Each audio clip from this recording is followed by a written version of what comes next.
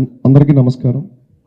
ముందు ఇక్కడికి విచ్చేసిన మీడియా మిత్రులందరికీ, మా కోర్ కమిటీ సభ్యులకి, అలాగే దీన్ని లైవ్లో వీక్షిస్తున్న మా ఎంటైర్ నందమూరి తారక రామారావు గారి అభిమానులకి పేరు పేరున ధన్యవాదాలు చెప్పుకుంటున్నాను. గత కొన్ని రోజులుగా ఒకటే పుకార్లు, వాస్తవాలు ఏంటో తెలియకుండా ఎవరికి నచ్చింది వాళ్ళు రాసుకుంటూ వెళ్ళిపోతున్నారు. ఇందులో మా ప్రమేయం ఉందంటూ, ఇదేదో మేమే క్రియేట్ చేసాం, ఈ హైప్, ఈ బజ్ అంతా ఈ ప్రోగ్రాం కోసం అన్నట్టు రకరకాలుగా మాట్లాడుతూ వెళ్తున్నారు. ఈ క్రమంలో నేను ఫ్రంట్ ఫేస్గా ఆర్గనైజేషన్ని రిప్రజెంట్ చేస్తున్నాను కాబట్టి నా ఫేస్ని పెట్టి 100 కోట్ల మోసగాడు, ఫ్యాన్స్ డబ్బుల్ని కొల్లగొట్టిన దొంగ, ఈ ముఠాకి వీడే అధ్యక్షుడు, ఇలా ఎన్నో పలు మాటలు, పలు పదజాలాలు వాడుతూ విపరీతంగా కొన్ని మెయిన్ స్ట్రీమ్ మీడియాలు అలానే యూట్యూబ్ ఛానల్స్లో కూడా రాయడం జరిగింది. చూడండి, మేము చాలా చిన్నవాళ్ళం. ఒకటి ఏదన్నా ఒక పెద్ద మనిషి మన గురించి ఏమైనా రాశాడంటే వాటిని చూస్తేనే రాత్రులు నిద్ర పట్టనంత చిన్నవాళ్ళం మేము. అలాంటిది వారం రోజులుగా నాకు ఒక కుటుంబం ఉంటుంది. నా వయసు 27 ఏళ్ళు. వాళ్ళు ఎంతోమంది ఎక్కడి నుంచో ఎన్ని చూస్తూ, ఎందుకంటే సోషల్ మీడియా కంటే గ్రామాల్లోకి ఫాస్ట్గా వెళ్ళేది మన ఎలక్ట్రానిక్ మీడియా, అలానే మన మెయిన్ స్ట్రీమ్ మీడియా.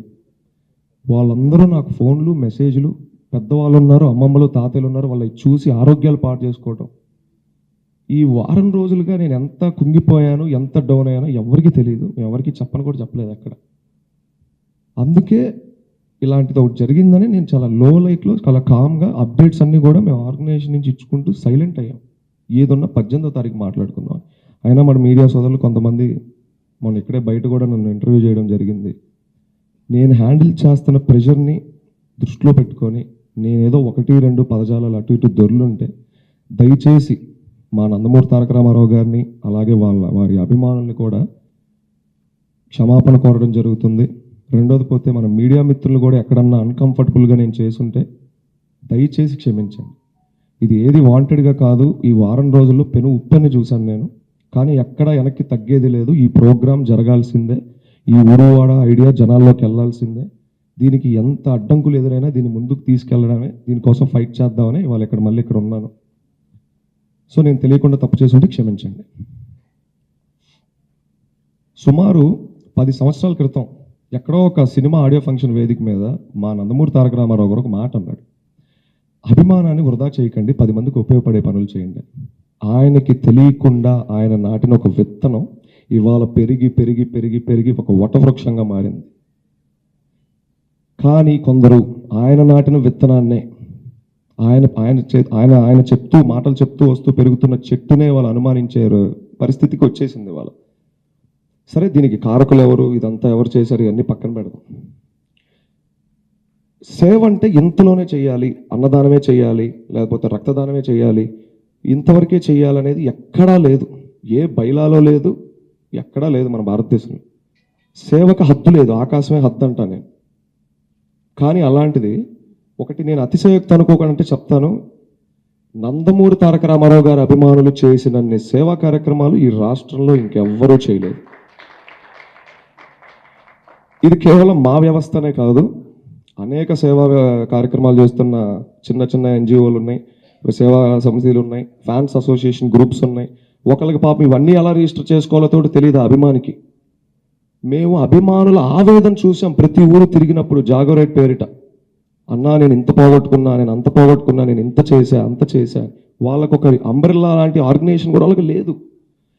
రా ఎన్టీఆర్ ఆ అంబ్రెల్లా క్రియేట్ చేయడం కోసమే ఈ ఫైట్ అంతా. సో మా నందమూరి తారక రామారావు గారు తలదించుకునే పని కానీ, ఆయన అవమానించే పని కానీ, ఆయన పేరు పోగొట్టే పని కానీ కళ్ళలో కూడా మేము దాన్ని ఆలోచించాం, ఆ పని చెయ్యం.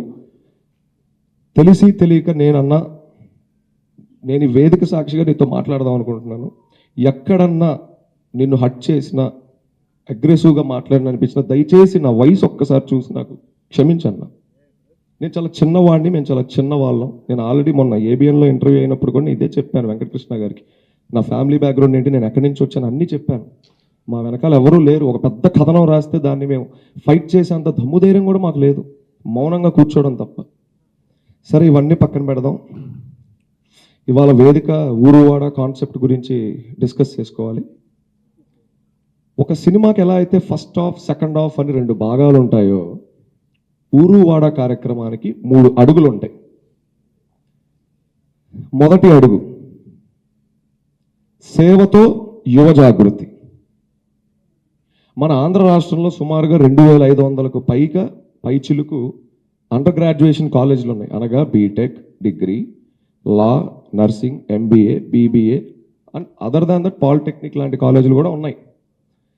మేము ఎంచుకున్న సెంటర్లో ఒక చిన్న డ్రైవ్ నిర్వహించి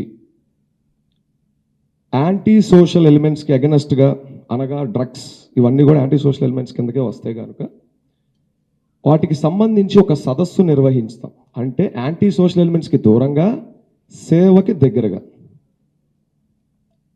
ఇదే మా మొదటి అడుగు, సేవతో యువ జాగృతి.